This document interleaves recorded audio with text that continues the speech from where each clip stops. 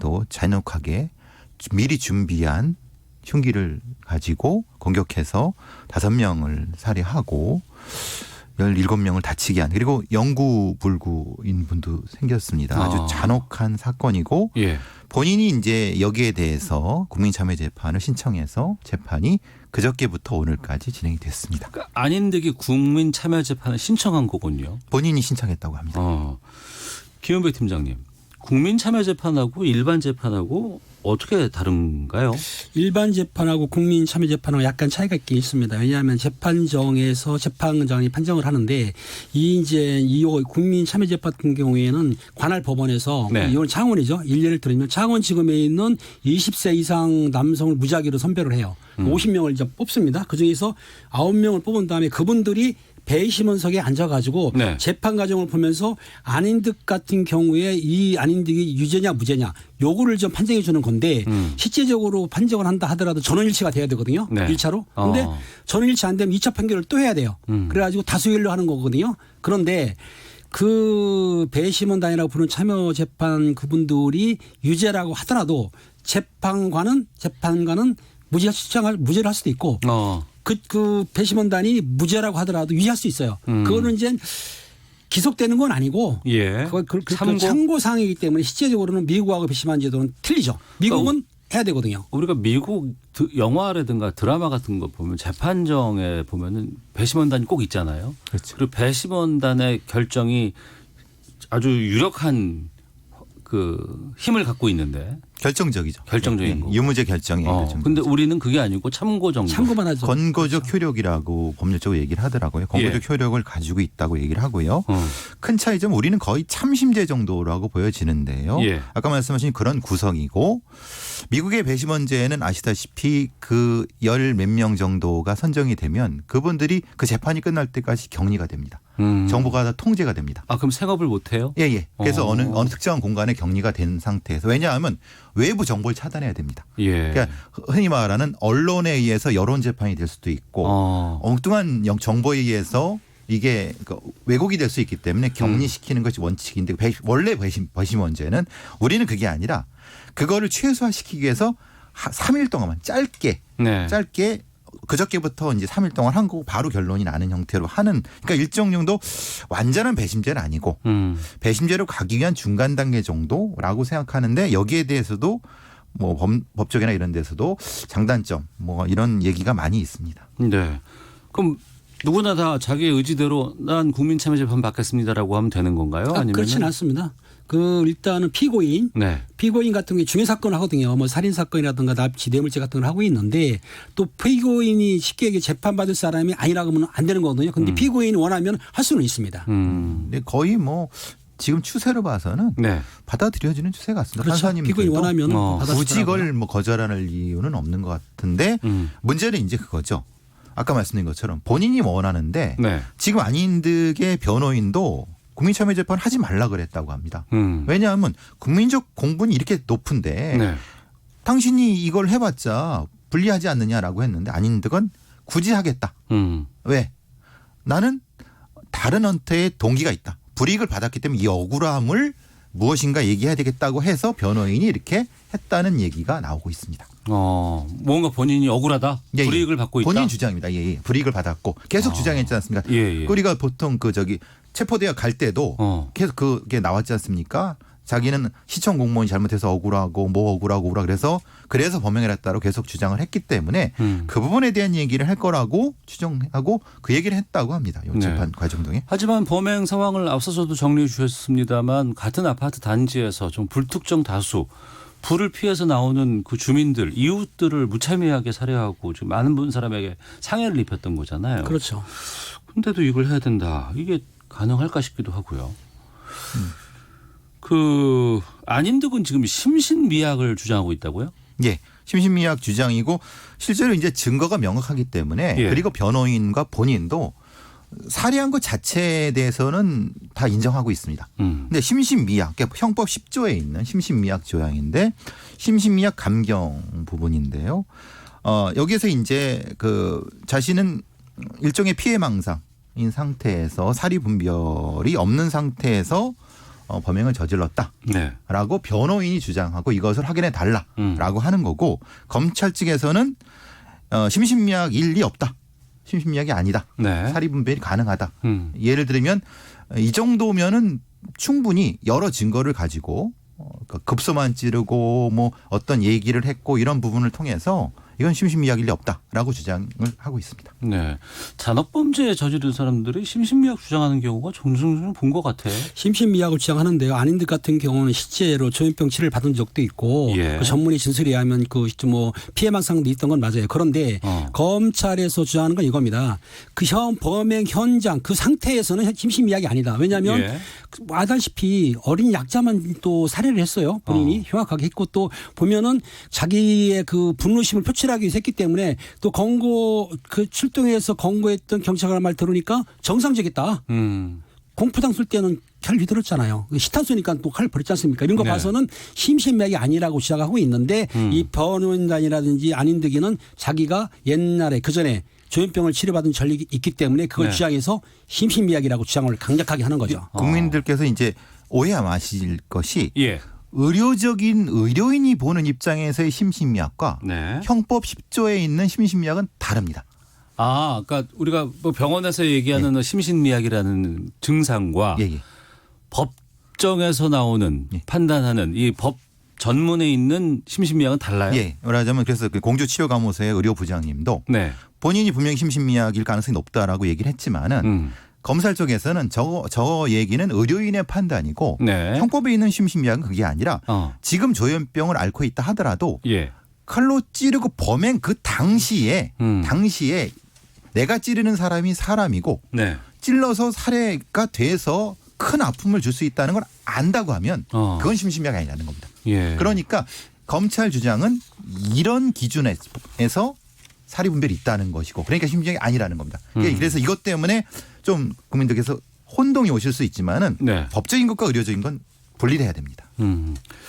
그 혼동을 안인득도 갖고 있는지 모르겠습니다만 지금 그 법정에 나와서도 그러니까 변호인이 자기 변호해 주는데도 큰 소리로 뭐 소리 지른다거나 뭐 공소장을 검사가 낭독을 하는데 뭐 큰 소리로 혼잣말을 한다거나 뭐 이런 불안정한 모습들을 안인득이 보였다고 하거든요. 보였다고 사실이죠. 왜냐하면 두 가지인데 하나는 본인이 할 말 다 못했기 때문에 그러니까 사회로부터 경찰로부터 불이익 받았다는 거 자기의 이제 분노를 표출하는 거고 또 하나는 이렇게 하는 행동을 함으로써 그 배심원단이나 누가 볼 때는 아, 저 사람이 저러는 거 보니까는 심신미약하구나라고 심정을 심어줄 수 있지 않습니까? 일부러 할 수도 있는 거예요. 그러니까 네. 두 가지 효과를 보기 위해서 그렇게 그 재판장에서 떠들기도 하고 또 변호인이 하는데도 불만 표출한 이유가 두 가지를 같이 함께 보는 것 같습니다. 그러니까 의도적으로 강연이 있는 거죠. 심신미약 상태다라는 것들을 과장해서 풀려서 보여주면 이걸 그렇게 행동을 하는데 어떤 이게 그냥 이 사람이 가짜다 의도적이다라는 게 드러나요?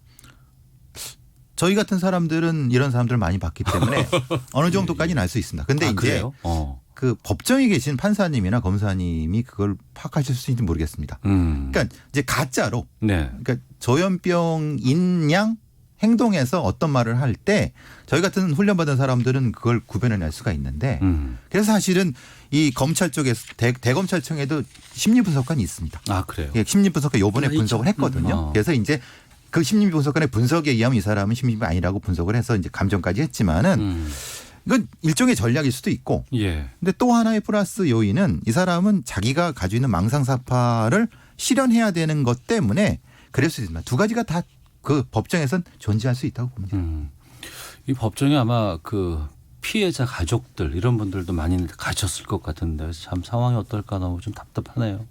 피의자 유족도 나왔고 어떻든 간에 지금 안인득이 이제 재판을 받는데 중요한 거는 살해한 건 사실이지 않습니까? 단지 그거를 아까 형법 10조에 의해서 감경할 수 있다. 할 수 있는 거예요. 안 해도 됩니다. 그런데 감경한다 하더라도 이 문제는 5명이나 살해했고 17명을 중형상이라 한다면은 감경한다 하더라도 중형을 받을 예상이 크거든요. 네. 그렇다 하더라도 안인득 측에서는 어떻든 심신미약을 이걸 주장하는 이유는 감형을 위한 건 확실한 것 같아요.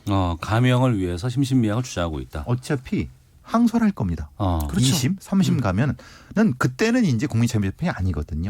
그때는 고등법원으로 가면은 판사님들이 하시기 때문에 네. 좀 더 엄격하게 하시겠죠. 그것이 본인한테 유리할진 불리할진 모르겠지만은 네. 그 부분을 여러 가지 염두에 둔다면은 안인득이 이런 행동을 하는 것은 충분히 안인득의 입장에서는 무엇인가 얻을 게 있을 수 있는 거죠. 네.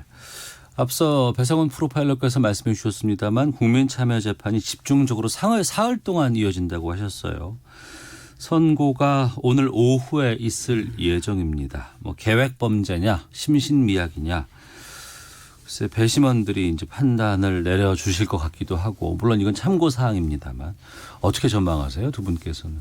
제가 보기에는 안인득이가 처음에 방화했지 않습니까? 네. 그 흉기를 들고 내려오는 약자들을 살해를 했어요. 이거는 우발적인 절대는 아니고 계획적이고 고의적인 범죄이기 때문에 배심원단이 제가 볼 때는 일반 상식까지 일반인 아닙니까? 그렇다고 한다면 당연히 유죄가 나오는 것도 당연한 거라고 보고 있거든요. 네. 예. 유죄는 거의 확실시될 것 같습니다. 예. 그런데 이제 하나 더 우리가 살펴봐야 될 것은 유죄는 나오는 것 플러스 제2의 안인득이 나오게 하면 안 되는 거죠. 우리가 그 사건 발생했을 때 얼마나 많이 흔히 말하는 조현병 관련된 사람의 범죄에 대해서 어떻게 대책을 해야 될 것인가 많은 논의를 지금 했지 않습니까? 그때. 예. 근데 지금 그거에 대한 중간 과정에 어떤 결과를 가졌으면 지금 어떻게 진행되고 있는지에 대해서 언론이 전혀 주목하고 있지 않아요. 아, 그렇죠. 그러네요. 일단 예. 안인득 개인에 대해서 주목하고 있습니다. 안인득 개인에 대한 범죄도 중요한데 조현병을 가지고 있는 많은 선량한 환자들이 불의의 피해를 당하지 않을 수도 있고 네. 조현병으로 인해서 범죄가 된 사람들에 의한 여러 가지 것들이 종합적으로 봐야 되거든요. 그러니까 그것도 역시 이참에 같이 봐야 될 거라고 보여집니다. 네. 게다가 또 국민참여재판으로 이번에 1심이 진행된다고 하니까 또 국민참여재판 배심원들의 판단이 어떤 영향을 미칠지 좀 지켜보도록 하겠습니다. 자, 아는 경찰 배상훈 전 서울경찰청 범죄심리분석관, 김은배 전 서울경찰청 국제범죄수사팀장과 함께하고 있습니다. 다음 사건 살펴보겠습니다. 40대 남성이 아파트 엘리베이터 안에서 자신의 윗집에 사는 부부에게 흉기를 휘둘렀습니다. 그리고는 스스로 극단적인 선택을 하는 사건이 최근에 있었습니다. 김은배 팀장께서 좀 정리해 주시죠. 그렇습니다. 11월 24일 날 오전 8시 45분경에 일산의 한 아파트예요. 19층에서 거주하고 계시는 60대 부부 두 분이 종교시설을 가려고 엘리베이터를 타고 내려오는 중에 18층에서 40대 남성분이 탄 거예요. 네. 그런데 아파트 안에서 엘리베이터 안에서 다투다가 1층에 도착하니까 40대 남성이 흉기를 꺼내 들었어요. 아이고. 흉기를 꺼내 들어서 무차별적으로 그 두 부부를 가해를 한 거죠. 예. 그래가지고 많이 다쳐가지고 시민들이 신고를 했어요. 신고하니까는 그 40대 남성이 도주한 게 아니고 엘리베이터를 탄 다음에 18층으로 올라갔어요. 자기 집으로. 자기 집으로. 예. 그 베란다에 가가지고 그냥 투신했습니다. 뛰어내려가지고 현장에서 사망이 한 사건이죠. 그러니까 범행을 저지르고 1층에서 범행을 저지르고 다시 그 엘리베이터를 타고 올라가서 자기 집에 가서 그리고 극단적인 그때 선택을 한 거죠. 지금 피해자 두 분은 다행히도 이제 뭐 돌아가시지는 않고 회복 단계라고 하고요. 네. 공격자가 지금 극단 선택을 한 거죠. 그럼 미리 흉기를 준비한 점으로 봐야 되잖아요, 지금 이게. 그렇죠. 아무래도 이제 엘리베이터 타고 내려오는 과정에서 이제 언쟁이 좀 있었다는 얘기가 있습니다. 그 언쟁의 내용은 이제 아무래도 아파트 바로 위층 아래층이니까 층간소음 문제가 아니겠느냐. 그래서 그거 가지고 여러 가지 언쟁을 하다가 1층 도착했을 때 이제 공격을 하지 않았느냐라고 추정을 하고 있습니다. 그러니까 이제 피해를 당하신 분들이 19층에 사시는 분들이고 그렇죠. 이 범행을 저지른 사람이 18층 바로 한층 아래 사시는 분이죠. 한층 아래인데 근데 물론 19층에서 내려온다고 해도 그 엘리베이터가 그렇게 긴 시간은 아닌데 그 짧은 순간에 여러 가지 언쟁들이 있고 1층에서 바로 그런 범행을 저질렀다는 게 솔직히 좀 쉽게 이해가 되지는 않거든요. 그러니까 아무래도 이거는 그러니까 언쟁 자체 때문에 무엇인가 공격행위보다는 일종의 뭔가 이제 쌓인 것이 있지 않았을까라는 추정이 있을 수 있는 거죠. 왜냐하면 이 가해자가 평소에 주변 평판이 나쁘지 않았다고 합니다. 뭐 그냥 얌전했던 사람, 저 사람이 저럴 리가 없는데 이런 주변의 평판이 있었기 때문에 주변 사람들도 좀 의아해하다. 이렇게 얘기를 하고 있는 거죠. 평소에 문제적인 행동이나 이런 것들을 했던 사람은 아니다. 예, 그렇죠. 더불어 말하면은 이제 그 아파트 경비 쪽에서 보게 되면은 실질적으로 층간 소음 때문에 문제를 일으키지 않았다는 거예요. 다투지 않았다. 지금까지 심하게. 한 번도 예, 큰일 없었다는 겁니다. 층간소음에 대해서 이의 제기를 하거나 문제를 삼지는 않았었다. 그래서 경찰에서 수정하는 거는 층간소음으로 보지만 실제적으로 채권 채무가 있는지 아니면 다른 문제가 있는지를 확인하지만 지금 가는 상황을 봐서는 실제적으로 볼 때 층간소음 문제는 아니냐고 보는 거는 왜냐하면 또 어느 쪽 얘기를 들어보면 두 분이서 18층, 19층이 층간 때문에 다투는 소리 들었다는 분도 계시기 때문에 네. 좀 더 이거는 또 수사를 해봐야 될 것 같아요. 전혀 층을 달리하는 전혀 모르는 사람이 이 다툴 일이 아파트 내에서는 소통 뭐 애완동물 문제라든가 아니면 층간소음 문제 정도가 아니겠느냐라고 추정하고 있는 상황이죠. 예. 그럼 그 경찰의 구체적인 뭐 수사라든가 이런 부분들은 저희가 뉴스 듣고 와서 계속해서 두 분과 함께 이어가도록 하겠습니다. 문재인 대통령은 오늘 부산에서 열린 한 메콩 정상회의에서 한국의 경험이 메콩의 역동성과 손을 잡으면 한강의 기적이 메콩강의 기적으로 이어질 것이라고 말했습니다. 이낙연 국무총리는 오늘 내년도 예산안의 법정 처리 시한이 6일 남았다며 국회에 예산안의 기한 내 처리를 촉구했습니다. 국회 예산결산특별위원회는 내년 예산안을 심사하는 소소위원회를 여야 3당 간사가 참여하고 속기록을 남기는 방식으로 운영하기로 했습니다. 지난해 초 지방선거를 앞두고 경찰이 김기현 당시 울산시장의 측근 비리 혐의를 수사한 것과 관련해 당시 경찰이 청와대에서 첩보를 받고 해당 수사에 착수한 정황이 드러나 논란이 일고 있습니다. 지금까지 라디오 정보센터 조진주였습니다. 이어서 기상청의 송소진 씨입니다. 미세먼지와 날씨 정보입니다. 오늘도 대기 확산은 원활한 상태입니다. 때문에 전국의 먼지 농도가 보통에서 좋음으로 나타나고 있고요. 내일도 청정한 대기 상태가 이어질 전망입니다. 한편 오늘 늦은 오후부터 내일까지 강원 영동 지역에 매우 많은 눈이 내릴 전망이어서 각별히 주의를 하셔야겠습니다. 특히 강원 산지에 5에서 최고 30cm의 폭설이 쏟아지겠고 강원 영동과 경북 북동 산지에도 1에서 5cm 정도의 눈이 내릴 것으로 예상돼 주의하셔야겠습니다. 그 밖에 전국은 오늘과 내일 대체로 맑겠습니다. 한낮 기온은 서울 7도, 전주, 대구 11도, 강릉 12도 등으로 어제보다 3도에서 6도 정도 낮아서 쌀쌀하겠습니다. 현재 서울의 기온은 6.1도입니다. 미세먼지와 날씨 정보였습니다. 이어서 이 시각 교통 상황을 KBS 교통정보센터 박소영 씨가 전해드립니다.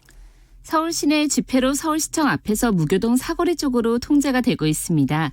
여의도 국민은행 앞에서도 집회가 이어지고 있어서 지금 국회대로가 많이 혼잡하고요. 경부고속도로 부산 쪽으로 서초 부근에서는 5차로에서 작업을 하고 있는데요. 여파로 한남부터 정체가 되고 있습니다.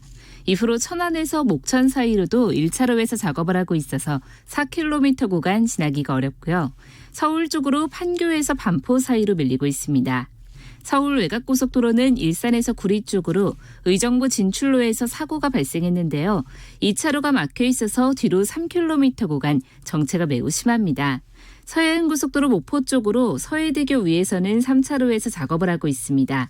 여파로 서평택부터 7km 구간 정체가 이어지고 있습니다. KBS 교통정보센터였습니다.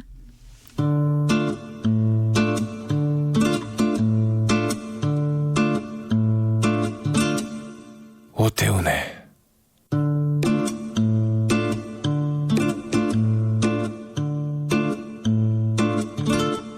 시사본부.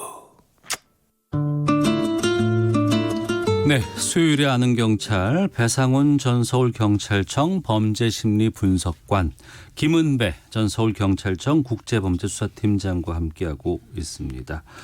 앞서 아파트 엘리베이터 안에서 자신의 윗집에 사는 부부에게 흉기를 휘두른 40대 남성이 스스로 극단적인 선택을 한 사건에 대해서 말씀을 좀 들어봤습니다. 청취자 의견을 좀 저희가 소개해드리고 계속해서 말씀 이어가도록 하겠는데, 먼저 안인드 관련해서는 8760님께서 심신미약 주장에 강경 대응해야 합니다. 감경 받기 위한 수단으로 심신미약이 활용되어선 안 됩니다. 단호하게 의견 주셨고, 6192님께서 이 아파트 층간소음 문제 당해보지 않으면 모릅니다. 관련 기준 강화하고 위층은 아래층에 피해를 주지 않도록 더욱 주의해야 합니다라고 의견을 주셨습니다. 앞서서 가해자가 상당히 좀 문제 같은 것들을 평소에 일으키지 않았더니 얌전했던 사람이었는데 이렇게 주민들이 진술을 하고 있다고 하고 경찰이 층간소음으로 추정하는 특별한 이유가 있어요? 지금? 일단은 지금 두 분이 이제 현재 조사로서는 뭐 채권 채무라든지 원한 관계는 없는 걸로 보고 있거든요. 그런데 또 하나 특이할 것은 뭐냐면 18층에 그 사고 가해자 분하고 피해자 그 19층인데 네. 바로 위층이 아니고 옆층 쉽게 얘기해서 호수가 틀다는 거예요. 아, 바로 위가 아니고? 예, 그런 상황이다 보면은 그럼 층간소음 외에 다른 것이 있지 않나 하는 생각이 드는데 일단 현재 추정되는 거는 다른 것이 나오지 않으니까 층간소음 쪽으로 지금 조사가 진행 중인 것 같아요. 네. 아무래도 이제 아파트에서의 층간소음 문제가 민감한 분들이 있습니다. 예. 그러니까 사실 바로 위라고 하면은 직접적으로 문제 제기를 했을 수 있겠지만은 옆쪽이라고 하면 밤에 심야에 미세하게 들리는 게 사실은 사람을 대단히 스트레스 받게 하는 경우가 많이 있거든요. 예. 그래서 경찰 쪽에서도 그쪽으로 많이 보고 있는 것 같습니다. 혹시 다른 범행 동기가 있지 않을까라는 것도 조사를 해봐야 되는 건 아닌가요? 그러니까 그 상황이 봤을 때 이제 그 엘리베이터 안에는 녹취는 되진 않습니다. 영상만 찍기 때문에. 엘리베이터는 CCTV는 공개가 되겠네요. 네, 예, CCTV를 확인하고 또 그 안 주변 분들 창고인이라든가 옆집 이웃을 상대로 해서 진술 수사를 받고 또 남은 가족 상대로 하게 되면 그리고 피해자가 지금 뭐 중상 입었다 하지만 피해자 또 상대로 조사하게 되면 어느 정도 그 범행의 윤곽이 바뀔 것 같아요. 네.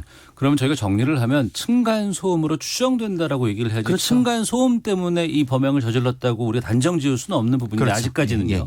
예. 피해자분이 이제 깨어나서 진술을 하시게 되면 그때 이제 정확히 알 수 있을 겁니다. 예. 근데 그 부분도 지금 아직 명확하게 드러나지는 않았지만 이 흉기를 휘두르고 나서 바로 집으로 올라가서 바로 그 자리에서 극단적인 선택을 했단 말이에요. 예. 배상훈 프로파일러께서 이 부분에 대해서는 어떻게 보셨어요? 이거 심리적 절벽이라고 하죠. 심리적인 절벽?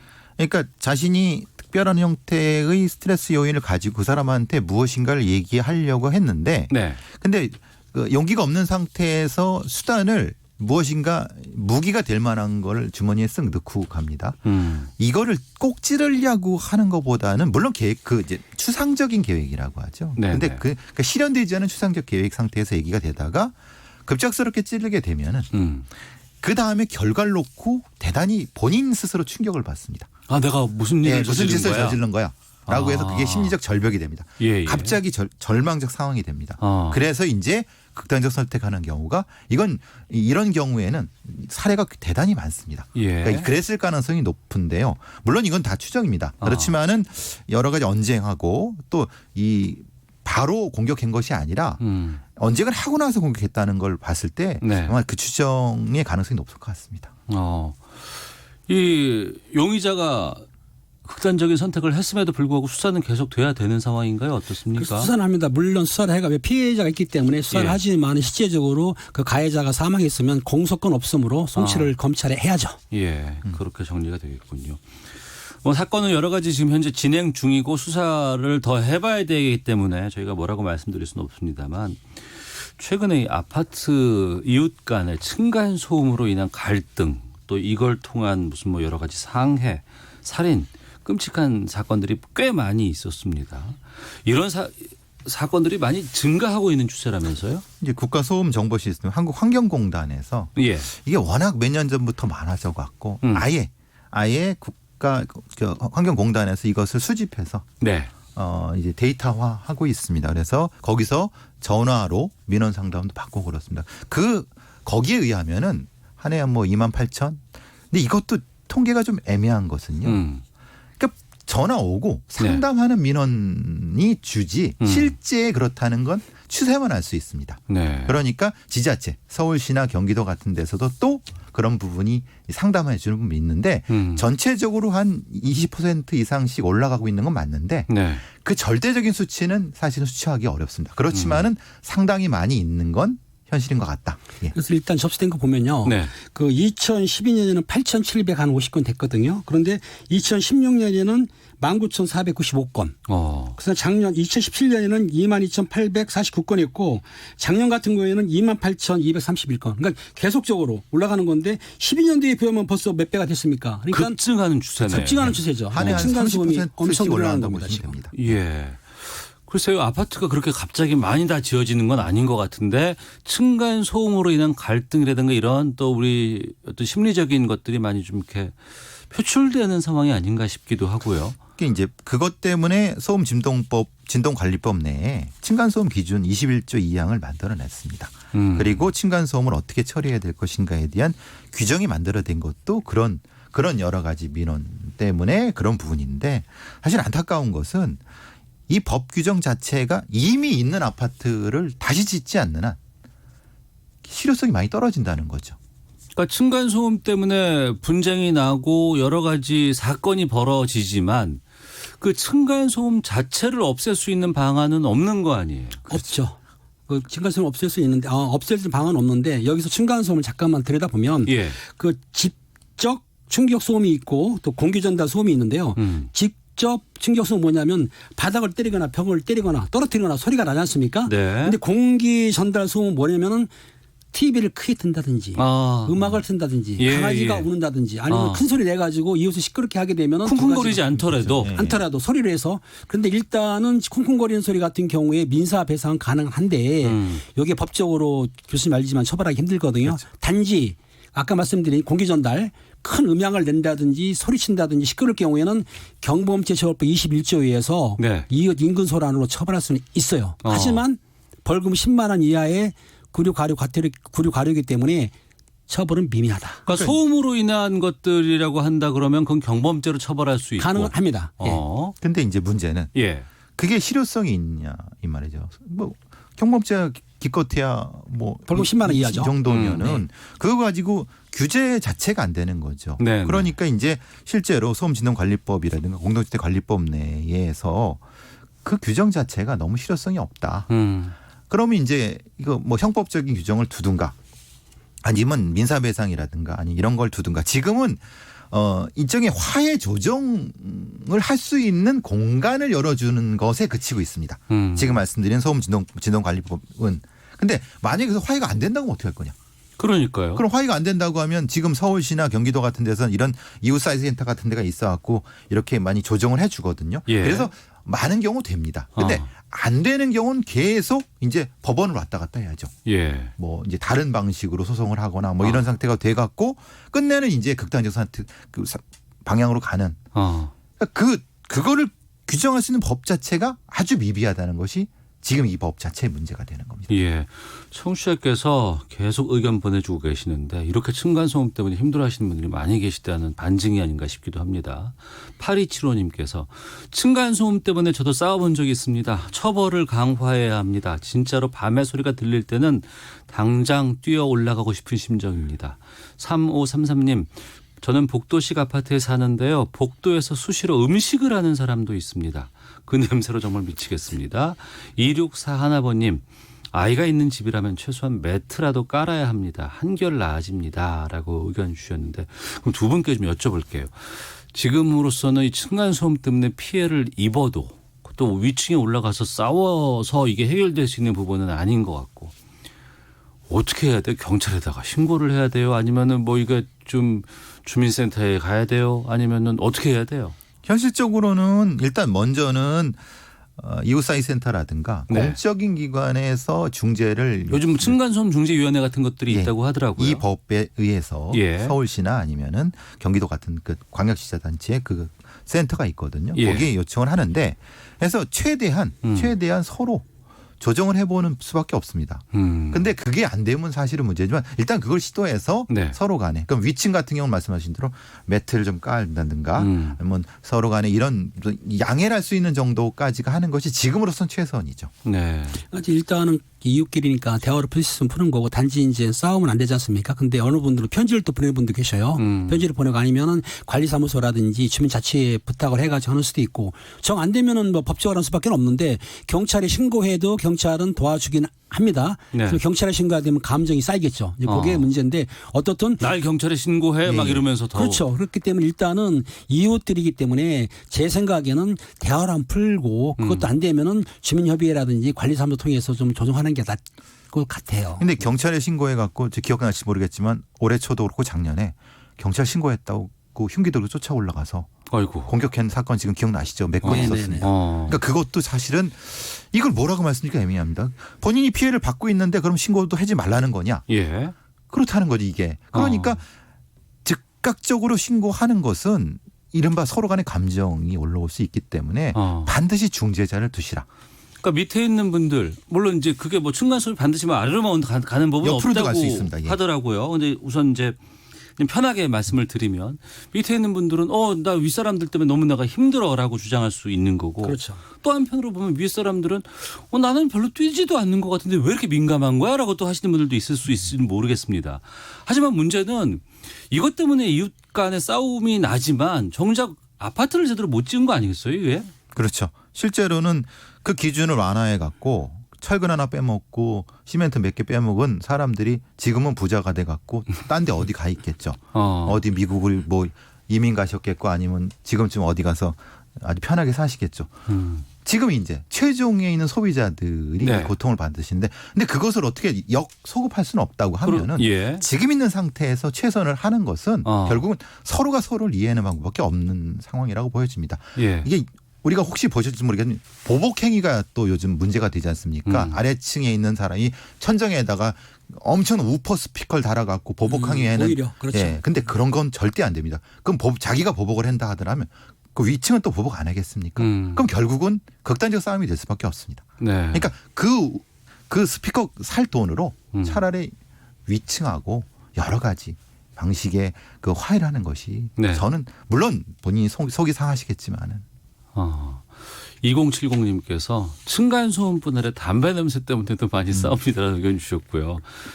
아이고 0910님께서 진짜 개 짖는 소리 때문에 너무 힘듭니다라고 했는데 아파트 공동주택은 개 그 목소리를 네. 그 성대를 제거하게 되겠거든요. 근데 안 하신 모양이구나.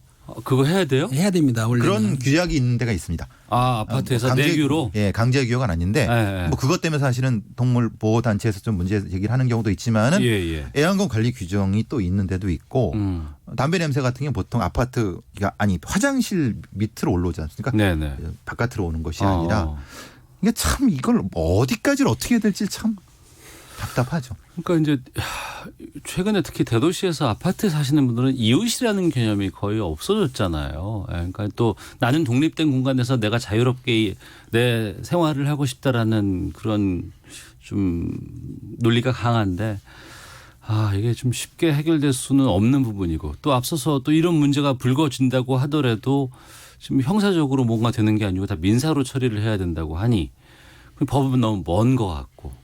근데 법은 영국 같은 경우는 네. 공동체 위해 행위에 대한 것을 하는 국가도 있습니다. 이거 자체를 형법적으로. 네. 근데 그게 최선인지는 모르겠습니다. 알겠습니다. 국가와 사회가 고민해봐야 될 때가 아닌가 싶습니다. 자, 배상훈 전 서울경찰청 범죄심리분석관, 김은배 전 서울경찰청 국제범죄수사팀장과 아는 경찰 마치도록 하겠습니다. 두 분 오늘 말씀 고맙습니다. 감사합니다. 오태훈의 시사본부는 여러분의 소중한 의견을 기다립니다. 짧은 문자 50원, 긴 문자 100원의 정보 이용료가 되는 샵 9730, 우물정 9730번으로 문자